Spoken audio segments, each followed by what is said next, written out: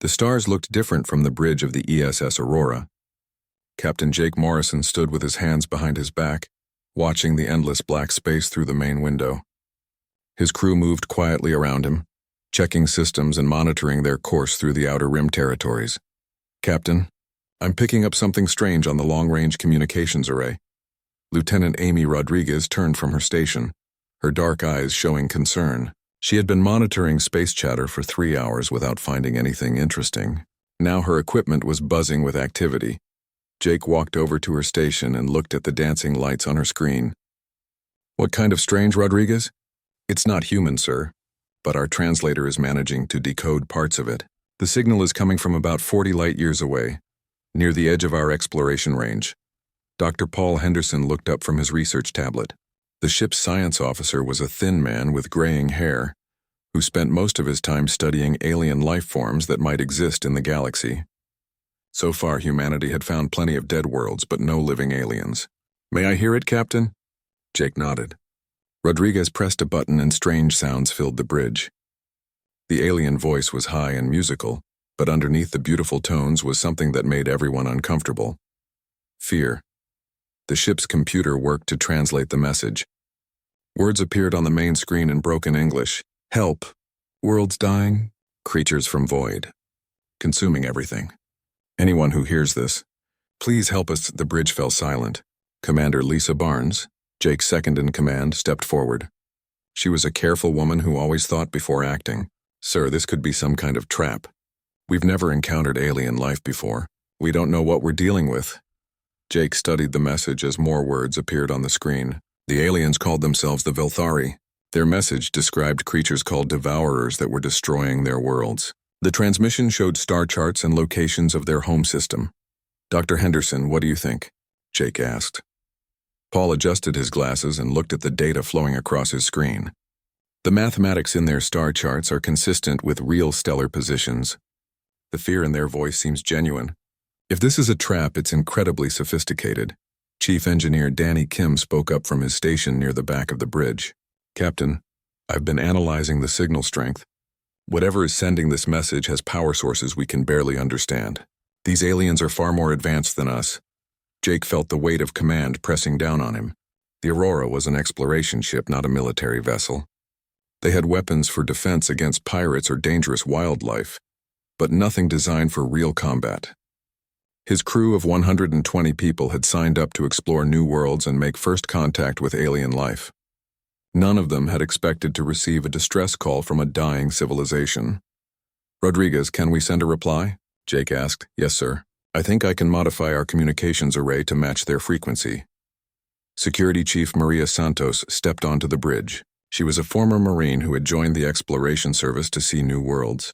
Her dark hair was pulled back in a tight ponytail, and she moved like someone always ready for trouble. "Captain, I've been monitoring the message from security.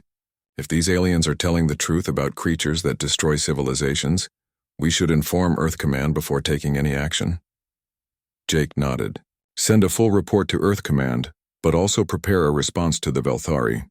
We need to let them know we received their message." The next few hours were busy. Rodriguez worked to establish better communication with the aliens, while Henderson analyzed everything they could learn about the Velthari from their transmissions. Kim ran diagnostics on all ship systems, preparing for whatever they might encounter. The reply from the Velthari came faster than expected. This time the translation was clearer. A being calling itself High Chancellor Zethvar spoke directly to them.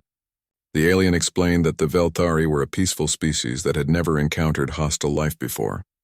The Devourers had appeared 6 months ago, emerging from what the aliens described as tears in space itself. "They consume everything," the translated message said. "Our cities, our people, our technology. They learn from what they destroy and become stronger. 3 of our worlds are already dead. We have perhaps weeks before they finish with our home system." Commander Barnes reviewed the alien's message with growing concern. "Captain, even if this is real, what can we do? We're one ship with minimal weapons. Our mission is exploration, not military intervention."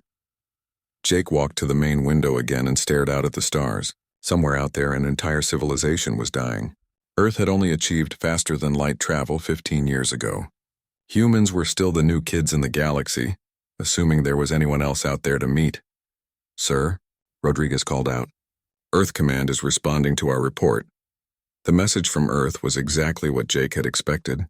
Admiral Patricia Stone, head of the Exploration Division, ordered them to maintain safe distance and gather intelligence only. Under no circumstances were they to engage with hostile alien forces or risk human lives in alien conflicts. Jake read the message twice, then looked at his crew. Every person on the bridge was watching him, waiting for his decision. These people had followed him across half the galaxy. They trusted him to make the right choices. "Dr. Henderson, in your professional opinion, are the Velthari telling us the truth?" Paul looked at his data for a long moment. "Captain, everything they've told us checks out. Their science is consistent, their fear appears genuine, and their technology far exceeds ours. If they wanted to harm us, they probably wouldn't need to trick us into coming to them." "Santos, from a security perspective?" Maria considered the question carefully. "Sir, we're not equipped for major combat. But if these devourers are as dangerous as the aliens claim, they won't stop with the Veltari. Eventually, they might threaten human space." Jake made his decision. "Rodriguez, send a message to the Velthari. Tell them we're coming to help." "Sir," Commander Barnes said quietly, "Earth Command specifically ordered us not to engage." Jake turned to face his second in command. "Lisa, if we follow those orders, an entire civilization dies while we watch from a safe distance. I didn't join the exploration service to ignore people who need help." Barnes nodded slowly. She disagreed with the decision, but she understood it. "What are your orders, Captain?" "Kim, I want maximum speed to the Velthari system." "How long to get there?" The engineer checked his calculations. "At full speed, 3 weeks, sir." "Santos, prepare your security teams for possible combat operations. We don't know what we'll find when we arrive." "Dr. Henderson, I want you to learn everything possible about both the Velthari and these devourers during our journey." Jake looked at each of his officers. "I know this isn't what we signed up for. Anyone who objects to this mission can log their concerns officially." No one spoke up. "Rodriguez, send our course change to Earth Command. Inform them that we are responding to a first contact situation that requires immediate assistance." As the Aurora changed course toward the unknown, Jake wondered what they would find at the end of their journey. Humanity was about to encounter its first alien civilization, but they would be meeting under the worst possible circumstances. Somewhere in the darkness ahead, an ancient evil was destroying worlds. Jake didn't know that humanity was about to discover something about itself that would change how the galaxy saw them forever. When civilizations called for help, Earth wouldn't send diplomats or scientists. They would send something far more dangerous, something that had evolved through millions of years of surviving on a world filled with predators. They would send monsters. And sometimes the galaxy needed monsters more than it needed heroes. 3 weeks of travel through dark space ended when the Aurora dropped out of faster-than-light speed at the edge of the Veltari system. What Captain Jake Morrison saw through the main window made his stomach turn cold with horror. 2 planets that should have been green and alive showed only brown and gray surfaces. Long scars marked their continents where something had carved deep wounds into the earth. The 3rd planet was completely black, as if someone had painted over what used to be a living world. "My God," whispered Dr. Paul Henderson from his science station. What could do something like this? Lieutenant Amy Rodriguez worked frantically at her communications station, trying to find any signs of life in the system. "Captain, I'm detecting a weak signal from the 4th planet. It's definitely Velthari, but the transmission is very faint." Commander Lisa Barnes studied the sensor readings with growing alarm. "Sir, I'm reading massive energy signatures from the dead worlds. Whatever destroyed them left some kind of technology behind." Jake felt the weight of his decision to come here pressing down on him. Earth Command had been right to worry. This was far beyond anything humanity had ever encountered. "Can we establish contact with the survivors?" "Working on it, sir," Rodriguez replied. After several minutes of adjustments, a voice came through the speakers. The translation was much clearer now than their first contact 3 weeks ago. "Human vessel, this is High Chancellor Zethvar of the Velthari Remnant. We are grateful you have come, though I fear you may have arrived too late to save us." Jake stepped forward to the communications station. "High Chancellor, this is Captain Morrison of the Earthship Aurora." "We came as soon as we received your distress call. What is your current situation?" We have perhaps 50,000 survivors sheltered in underground cities on Velar Prime. The Devourers consumed our other world 6 months ago. They return periodically to harvest any resources they missed. We estimate they will come for us within days. Security Chief Maria Santos joined the conversation from her station. High Chancellor, we need to understand what we're facing. Can you describe these Devourers? There was a long pause before the alien replied. They are unlike anything in our experience. Part living creature, part machine. They appear to think as one mind across thousands of individual forms. They adapt to whatever weapons we use against them. Dr. Henderson looked up from his analysis. Captain, I'm detecting artificial structures on all 3 dead worlds. They appear to be processing facilities of some kind. Jake made his decision quickly. High Chancellor, we're coming down to meet with you. We need to see what we're dealing with firsthand. Captain Morrison, I must warn you. These creatures learn from everything they encounter. By coming here, you risk teaching them about your species. We understand the risk. We're still coming. 2 hours later, Jake led a small team to the surface of Velar Prime in a shuttle. With him were Dr. Henderson, Commander Barnes, and Sergeant Tony Miller with 3 security personnel. The planet's surface looked empty except for the massive entrance to the underground cities. The Velthari who greeted them were nothing like Jake had imagined. They stood nearly 8 feet tall with pale blue skin that seemed to glow faintly in the dim light. Their features were delicate and angular, with large eyes that held deep intelligence and sadness. High Chancellor Zethvar moved with a grace that reminded Jake of dancers he had seen on Earth. When the alien spoke, his voice was musical even through the translation device. Captain Morrison, welcome to what remains of our world. I apologize that we cannot offer you the beauty that Velar Prime once possessed. Jake looked around the underground chamber they had entered. Despite the circumstances, the Velthari architecture was stunning. Curved walls seemed to flow like water frozen in time, and soft lights created patterns that were both functional and artistic. High Chancellor, we're here to help however we can, but we need to understand exactly what happened to your worlds. Zethvar led them deeper into the underground complex. Other Velthari moved quietly through the corridors, their glowing skin creating a gentle light in the darkness. Jake noticed that many of them seemed weak, as if they hadn't eaten properly in months. The first Devourers appeared near our outer mining colonies, Zethvar explained as they walked. We thought they were simply unknown creatures, perhaps dangerous but manageable. We sent scientific teams to study them. They entered a large chamber where Velthari scientists were examining twisted pieces of metal and organic material. Dr. Henderson, immediately moved to study the specimens. The creatures consumed the scientists, Zethvar continued, but they did not simply eat them. They absorbed their knowledge, their memories, their understanding of our technology. Within days, they were using our own tools against us. Commander Barnes examined the remains of what appeared to be a Velthari energy weapon. What kind of weapons did you use against them? Energy-based systems primarily. Particle beams, plasma charges, electromagnetic pulse devices. Our civilization never developed what you might call kinetic weapons. We had no need for such crude tools. Sergeant Miller looked confused. Crude tools? You mean you never used bullets or explosives?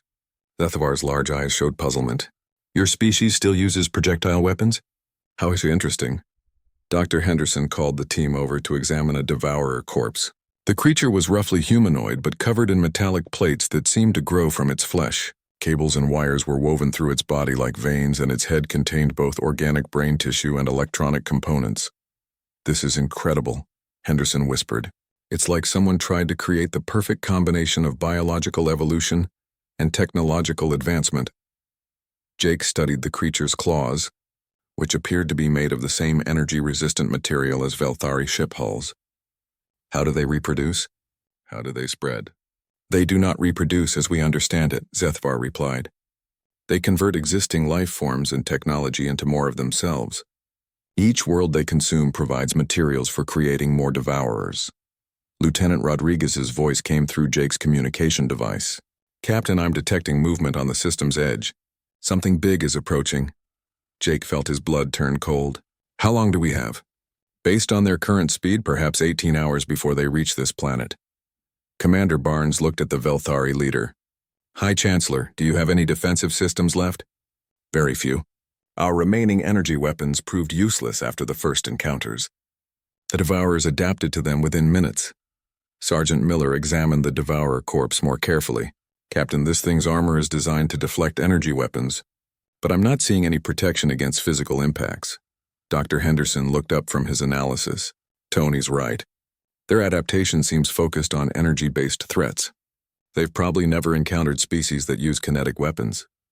Jake felt a strange mix of horror and hope. Humanity's history of warfare, something that had always seemed like a dark part of their past, might be exactly what was needed here. High Chancellor, we need to prepare for their arrival.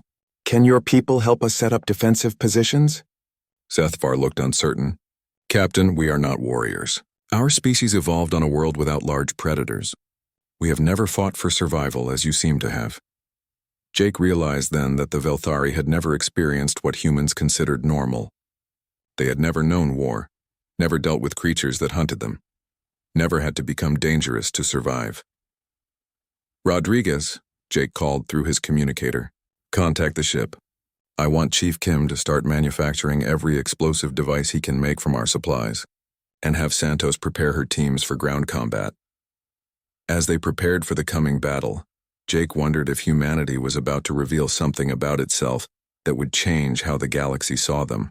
The Velthari were about to learn that not all civilizations developed in peace. Some species, like humanity, had been forged in conflict. And when peaceful worlds called for help, sometimes the monsters were exactly what they needed. The Devourers were coming, but they had never faced anything like humans before. They were about to learn that Earth had produced the galaxy's most dangerous predator. The attack came at dawn, just as Captain Jake Morrison had expected. The Devourer ships tore through space like living nightmares, their hulls pulsing with stolen energy from dead civilizations. From the Aurora's bridge, the sight made even experienced spacers feel sick with fear. Captain, I count 27 bioships approaching the planet, Lieutenant Amy Rodriguez reported, her voice tight with tension. They're deploying smaller craft toward the surface. Jake watched through the main window as creatures that looked like flying metal insects swarmed toward Veltar Prime.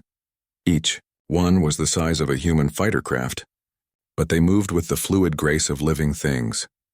Santos, report from the surface, Jake called through his communicator. Security Chief Maria Santos answered from her position in the underground city. Sir, we've got maybe 300 Velthari civilians helping us set up defenses. Dr. Henderson is working with their scientists to create some kind of chemical weapon. What about Miller's team?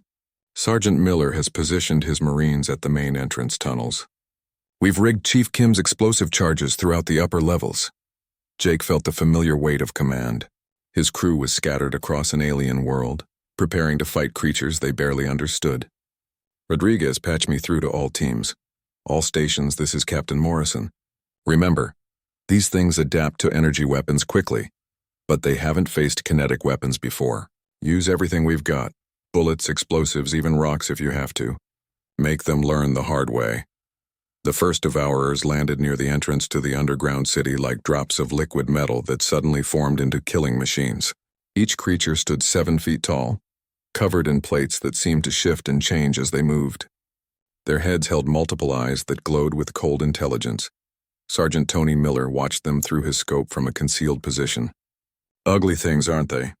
He whispered to Private Ben Clark, who was positioned next to him with a heavy machine gun. They're heading straight for the main entrance, Clark replied. Just like we expected. The Devourers moved in perfect formation, their metal claws clicking against the stone ground. They showed no fear, no hesitation. These creatures had destroyed hundreds of worlds and consumed entire civilizations. They expected this to be just another easy victory. Miller waited until they were exactly where he wanted them. Now. The explosion that followed shook the entire underground complex. Chief Engineer Danny Kim had used every piece of mining explosive on the Aurora to create charges that turned the main entrance into a death trap. Rock and metal debris filled the air as the tunnel collapsed on the advancing Devourers. But within minutes, more creatures emerged from the dust. Some were damaged, missing limbs or showing deep cuts, but they were already adapting. Their metal plates were shifting, becoming thicker where the explosions had hit them. They're learning, Miller called through his communicator. Kim's charges hurt them, but they're changing their armor. Security Chief Santos positioned her Marines at secondary entrances throughout the complex. All teams, remember the plan. Hit-and-run tactics. Don't let them study our weapons too long. The battle that followed was unlike anything the peaceful Velar had ever imagined. Human Marines used guerrilla warfare tactics, striking from concealed positions and disappearing before the Devourers could respond. They fired short bursts from kinetic weapons, then moved to new positions. Private Lisa Wong emptied her rifle into a Devourer that was trying to break through a sealed door. The creature staggered but didn't fall. Its metal plates were already thickening where her bullets had hit. "They adapt fast," she called to her squad leader, "but they need time to do it." Corporal Dave Brown threw a grenade into a group of advancing Devourers. The explosion sent them flying, but they landed and immediately began changing their body structure to better resist the concussion waves. Meanwhile, Dr. Paul Henderson worked frantically in a makeshift laboratory with Velthari scientist Morhan. The alien's glowing skin flickered with stress as they mixed chemical compounds. "Dr. Henderson, I do not understand how your people developed such violent methods," Morhan said, his musical voice filled with confusion. "These tactics are so aggressive." Henderson looked up from his work. "Morhan, on Earth we had to fight to survive for millions of years. Every creature on our world was either predator or prey.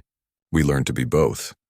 But surely you moved beyond such primitive behavior when you developed technology." Henderson mixed another chemical compound and tested it on a sample of Devourer tissue. "We tried to, but sometimes primitive behavior is exactly what you need." The chemical weapon they were creating attacked the Devourer's communication system. These creatures coordinated through chemical signals, similar to how some insects on Earth work together.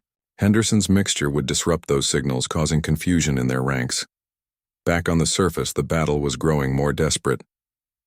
The Devourers had adapted to the humans' explosive charges and were now breaking through the sealed entrances. Their metal claws could cut through rock and steel like paper. But something strange was happening. The creatures that had always moved with perfect coordination were beginning to make mistakes. Some attacked their own kind by accident. Others moved in the wrong directions or failed to respond to threats. "Santos, the chemical weapon is working," Henderson called through the communicator. "Their communication system is breaking down." Commander Lisa Barnes had been coordinating the defense from the Aurora, but now she decided to try something that horrified the Velthari. "Rodriguez, I want you to broadcast something on all frequencies." "What should I transmit, Commander?" "Everything we have about Earth's most dangerous predators. Wolves howling, lions roaring, human war cries from our military databases. Make it as loud and terrifying as possible." Lieutenant Rodriguez looked confused but followed orders. Soon the sound of Earth's apex predators filled the communication channels that the Devourers used to coordinate their attacks. The effect was immediate and shocking. Creatures that had consumed entire civilizations suddenly stopped moving. Their glowing eyes flickered with something they had never experienced before: uncertainty. High Chancellor Zethvar watched the battle from the command center deep underground. "Captain Morrison, what are your people doing to them?" Jake was coordinating the defense while studying sensor readings of the Devourer ships in orbit. "We're teaching them fear, High Chancellor. These things have only fought peaceful species. They've never encountered predators before. But how can sounds from your world affect them? Because fear is universal. Every living thing recognizes the sound of something that hunts. These creatures may be part machine, but they're still alive." The psychological warfare was working, but Jake knew it wouldn't last long. The Devourers were already beginning to adapt, their communication systems adjusting to filter out the human sounds. More concerning was what Dr. Henderson discovered when he examined fallen Devourers. "Captain, these things are collecting human genetic material from our wounded Marines. They're not just adapting to our weapons. They're trying to understand what makes us different." The first wave of Devourers began to retreat, but not in defeat. They were withdrawing to process what they had learned. Jake watched through the sensors as the bioships in orbit pulsed with new activity. "Sir," Rodriguez called out urgently, "I'm detecting massive changes in the Devourer fleet. They're growing new ships." Jake felt ice in his veins as he realized what was happening. The Devourers weren't retreating in fear. They were evolving, incorporating everything they had learned about humanity into their next assault. "All teams, prepare for round 2, Jake announced. "And remember, they know about us now. The next wave won't be surprised by anything we throw at them." As the alien bioships grew and changed in orbit, Jake wondered if humanity had just made a terrible mistake. In trying to save the Velthari, they might have just taught the galaxy's most dangerous predators how to become something even worse. The monsters from Earth had revealed themselves to the universe. Now they had to face the consequences of that revelation. 3 days after the first battle, the long-range sensors on the Aurora detected something that made Captain Jake Morrison's blood run cold. The Devourer fleet had grown from 27 bioships to over 50, and these new vessels looked nothing like the original attackers. "Captain, you need to see this," Lieutenant Amy Rodriguez called from her communications station. Her voice carried a fear that Jake had never heard before. The main screen showed detailed scans of the approaching fleet. The new bioships had changed dramatically. Where the original Devourers had smooth, flowing lines, these new creatures showed sharp angles and predatory features that looked disturbingly familiar. "My God," whispered Dr. Paul Henderson from his science station. "They look like Earth warships." Commander Lisa Barnes studied the tactical display with growing alarm. Sir, those aren't just design changes. "Look at their formation patterns." Jake saw what she meant immediately. The Devourers were no longer moving in the perfect geometric patterns they had used before. Instead, they were spreading out in hunting formations that reminded him of wolf packs or shark schools. Security Chief Maria Santos joined them on the bridge, having returned from the surface after the first battle. "Captain, it gets worse. I've been analyzing tissue samples from the Devourers we killed. They've incorporated human DNA into their biology. What does that mean exactly?" Dr. Henderson looked up from his analysis with haunted eyes. "It means they're not just adapting to our weapons anymore. They're becoming more like us. The new Devourers will think like humans, hunt like humans, but with all their original advantages." High Chancellor Zethvar's voice came through the communications system from the underground city. "Captain Morrison, our remaining sensors are detecting the approaching fleet. These new creatures, they are broadcasting sounds similar to what your people used against us." Jake felt his stomach drop. "They're using psychological warfare now. They learned it from us." The first of the new bioships landed on Velthar Prime 6 hours later. The creatures that emerged were nightmares that combined the worst aspects of Devourer technology with human predatory instincts. They moved like hunting animals, coordinating their attacks with a cruel intelligence that played with their prey before striking. Sergeant Tony Miller watched them through his scope from a concealed position in the ruins above the underground city. These new Devourers were different. Instead of marching in formation, they spread out and used cover, approaching the entrances from multiple directions. "They're using our own tactics against us," Miller reported to Santos through his communicator. "And they're better at it than we are." The new Devourers had evolved beyond their original limitations. Their metal plates now showed battle scars and war paint-like markings that seemed purely decorative. Some had modified their bodies to carry what appeared to be trophies from their victims. Private Ben Clark positioned himself with his heavy machine gun at one of the secondary entrances. When the first new Devourer appeared, he opened fire immediately. The creature staggered under the impact but didn't fall. Instead, it smiled with a mouthful of metal teeth. "Did that thing just smile at me?" Clark called out in disbelief. The Devourer charged forward, moving within human speed but using human tactical thinking. It zigzagged to avoid Clark's fire, used debris for cover, and flanked his position with the skill of a trained soldier. Meanwhile, Jake made a decision that he knew would haunt him forever. "Rodriguez, send a priority message to Earth Command. Tell them to dispatch the UES Titan immediately." Commander Barnes looked at him with surprise. "Sir, the Titan is a military vessel with classified weapons systems. I know exactly what the Titan carries. Lisa, and if we're going to face Devourers that think like humans, we need weapons designed by humans who think like monsters." The UES Titan was humanity's most advanced warship, carrying experimental weapons that had been developed during the dark years when Earth Command believed they might face hostile aliens. The ship's crew included soldiers who had volunteered for genetic modification programs designed to enhance humanity's natural fighting instincts. These were the Berserker Protocol units, soldiers who had chosen to become something barely human in order to protect humanity itself. They were led by Major Rick Coleman, a man who had given up his humanity to become the perfect weapon. The battle on Velthar Prime grew more desperate as the new Devourers proved to be everything Dr. Henderson had feared. They used ambush tactics, set traps, and showed a sadistic pleasure in hunting that was purely human in origin. Corporal Dave Brown found himself pinned down by 3 devourers who were taking turns shooting at his position, clearly enjoying the hunt. They had learned to use captured human weapons and were better shots than most of his squad. "Santos, we need those reinforcements now," Brown called through his communicator, as metal shards exploded around his hiding spot. Security. Chief Santos was coordinating the retreat deeper into the underground complex when she received the message she had been hoping for. "All teams, the Titan is dropping into the system. ETA for ground support is 2 hours. But 2 hours felt like forever when facing enemies that combined alien adaptability with human cruelty. The new devourers had learned to take prisoners not for any logical reason, but because they had absorbed human concepts of torture and psychological warfare. High Chancellor Zethvar watched the battle reports with growing horror. "Captain Morrison, what have your people created? These creatures are worse than the original devourers." Jake felt the weight of responsibility crushing down on him. "We didn't create them, High Chancellor. We just taught them what we are. And now they're becoming the worst parts of humanity, combined with everything that made them dangerous." Before, Dr. Henderson was working frantically to understand the new devourers when he made a discovery that changed everything. "Captain, I've been analyzing their communication patterns." The human DNA they absorbed didn't just change their bodies. It changed their minds. What do you mean? The original devourers worked as a perfect hive mind, but humans are individuals. The new creatures are developing separate personalities, competing with each other, arguing about tactics.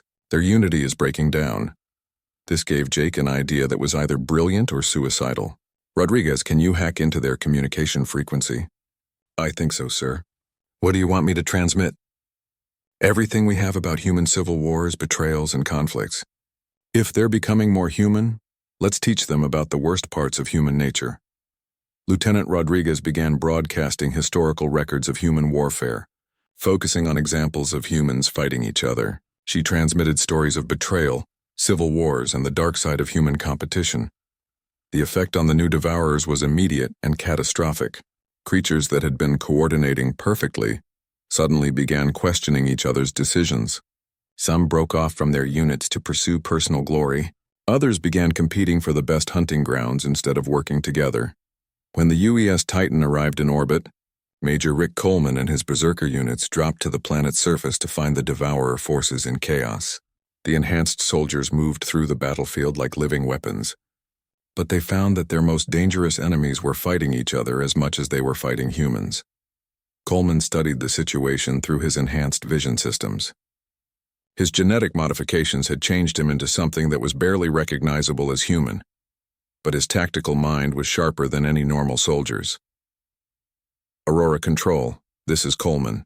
The psychological warfare is working, but it's also making them more unpredictable.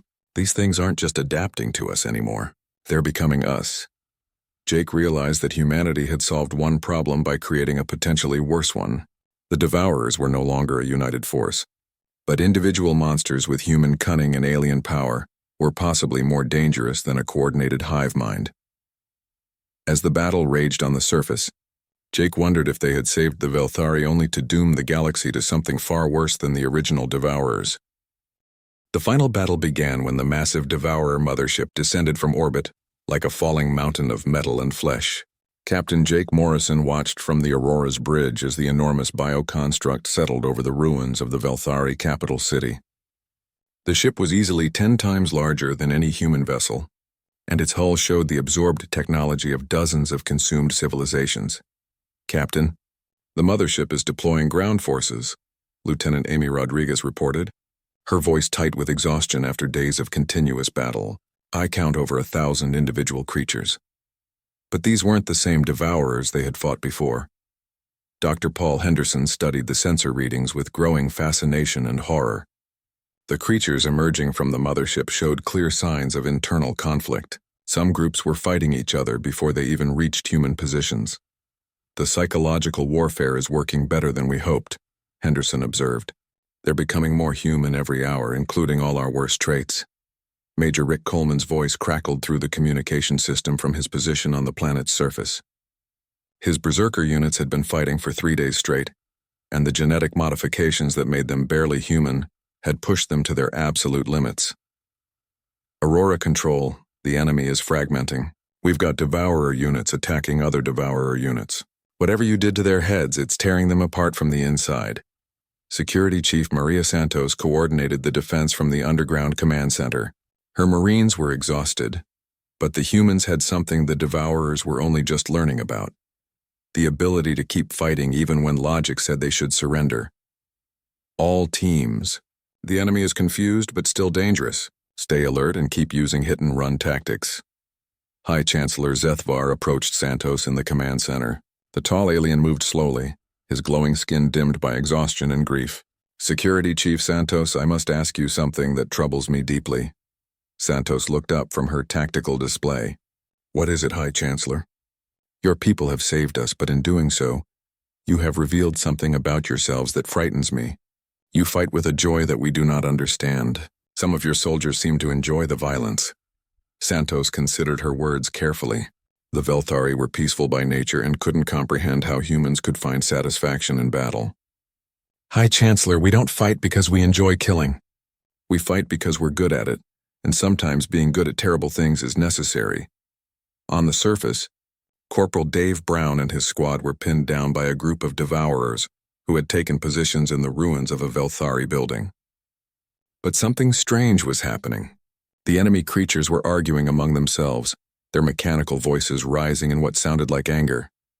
Brown, are you seeing this? Private Lisa Wong called from her position. They're fighting each other over who gets to attack us. The Devourers had absorbed human competitiveness along with everything else. What had once been perfect cooperation was now jealousy and rivalry. Some creatures broke off from the main attack to pursue their own targets, leaving gaps in their formation that the humans could exploit. Sergeant Tony Miller led a team through these gaps, striking at Devourer positions that were left undefended when rival groups moved to compete with each other. It's like fighting a bunch of angry teenagers, he reported. They're more interested in proving who's toughest than actually winning. Dr. Henderson made a breakthrough when he analyzed communication intercepts from the Devourer mothership. Captain, I'm detecting massive instability in their command structure. The hive mind that used to control them is breaking down completely. What does that mean for us? It means they're becoming individuals, but they don't know how to be individuals. They're experiencing human emotions like fear, anger, and pride for the first time, and they don't understand how to control them. Jake realized this might be their chance to end the threat permanently. Rodriguez, can you establish communication with the mothership? I think so, sir. But why would you want to talk to them? Because if they're becoming more human, maybe we can negotiate with them like humans. The communication that followed was unlike anything anyone had expected. The voice that answered from the mothership spoke in broken English, but it carried emotions that were unmistakably human: confusion, fear, and something that might have been loneliness. Human ship. We are confused. The unity is gone. We think separately now. We do not understand what we have become. Jake took a deep breath and replied, Mothership, this is Captain Morrison. You absorbed human DNA and human thoughts. You're experiencing what it means to be individual beings instead of a collective mind. It is painful. We were one, now we are many, and the many fight with themselves. We do not know how to stop. Commander Lisa Barnes looked at Jake with surprise. Captain, are you actually going to try to help them? Jake considered the question. These creatures had destroyed entire civilizations, but they were no longer the same beings that had started this war. In becoming more human, they had gained humanity's capacity for change and growth. Mothership, the pain you're feeling is called individuality. Every human experiences it. We learn to work together despite being separate beings. How? How do you exist as individuals without destroying each other? Dr. Henderson stepped forward to join the conversation. You have to choose to cooperate. It's not automatic anymore. You have to decide to work together. The response from the mothership came after a long pause. Choose? Yes, we understand this concept now. We choose differently. Some of us choose to continue consuming, others are tired of consuming. What happened next shocked everyone monitoring the communication. The massive mothership began to break apart, not from external damage, but from internal conflict. Sections of the bioconstruct separated as different devourer factions made different choices about their future. Major Coleman reported from the surface as the fighting suddenly stopped. Aurora Control, the enemy forces they're walking away from each other. Some groups are continuing to attack, but others are just leaving the battlefield. Jake watched through the sensors as the Devourer forces split into dozens of smaller groups. Some continued their assault on the human positions, driven by the original imperative to consume. Others seemed to wander aimlessly, as if unsure what they were supposed to do now that they were no longer part of a unified mind. But the most surprising group was led by a Devourer that approached the human positions under what appeared to be a white flag made from scavenged Velthari. "Cloth, Captain Morrison," the creature's voice came. "Through the communicator, I am the one who speaks for those who choose not to consume. We wish to learn, to understand what we have become." The war was ending, but not through victory or defeat. It was ending through the most human of solutions. Some beings choosing peace while others chose continued conflict. The United Devourer force had shattered into individuals who would make their own decisions about their futures. "High Chancellor." Zethver joined Jake on the Aurora's bridge as they watched the remaining Devourer factions depart the system. "Captain Morrison, your people have saved us, but you have also changed these creatures forever. What will happen to them now?" Jake looked out at the stars where scattered Devourer ships were heading in different directions. "I don't know, High Chancellor. Some will probably continue being threats to other worlds, but others might become something new, something better. And what of your people? The galaxy now knows that humans exist, and they have seen what you are capable of." Jake considered the question carefully. "We're what we've always been. Dangerous when we need to be, but also capable of choosing to be better. The galaxy called for help, and Earth sent its monsters. Sometimes that's exactly what the universe needs." As the Aurora prepared to return to Earth, Jake realized that humanity's reputation was now spreading across known space. Some species would fear them, others would seek their protection, but all would know the truth about Earth's children. When civilizations called across the galaxy for salvation, they wouldn't get heroes or saints. They would get humans, creatures capable of terrible violence and surprising compassion, often at the same time. And perhaps that was exactly what a dangerous universe required.